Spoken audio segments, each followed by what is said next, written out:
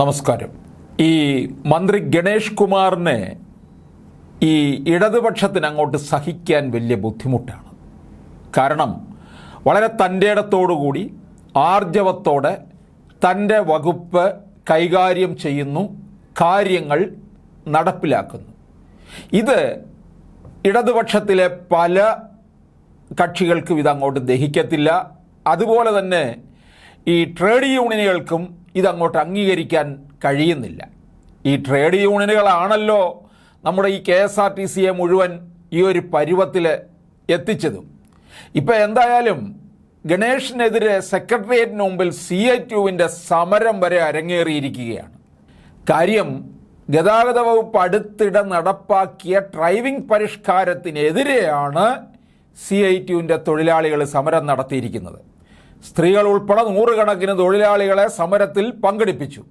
എന്നിട്ട് ഗണേഷ് കുമാറിനൊരു മുന്നറിയിപ്പ് കൂടി നൽകിയിരിക്കുകയാണ്.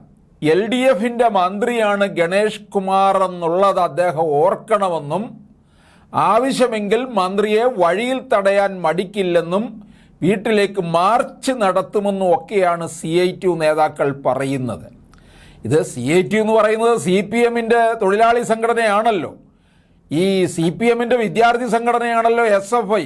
SFIയുടെയും CITUവിൻ്റെയും ഒക്കെ സ്വഭാവം കേരളത്തിലുള്ള എല്ലാവർക്കും അറിയാവുന്നത് തന്നെയാണ്.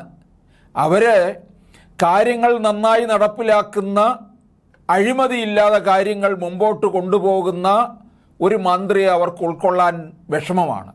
KSRTC ഒന്ന് നന്നാക്കി കൊണ്ടുവരികയാണ്. എങ്ങനെയെങ്കിലും അതിൽ നിന്ന് തുരത്തി പുറത്താക്കണം. അതിനുവേണ്ടിയുള്ള ശ്രമമാണ് ഈ CITU നടത്തുന്നത്. അതിനാണ്ടാണ് സെക്രട്ടേറിയറ്റിൻ്റെ മുമ്പിൽ വരെ വന്ന് സമരം നടത്തി മന്ത്രിയെ വിരട്ടാൻ നോക്കുന്നത്.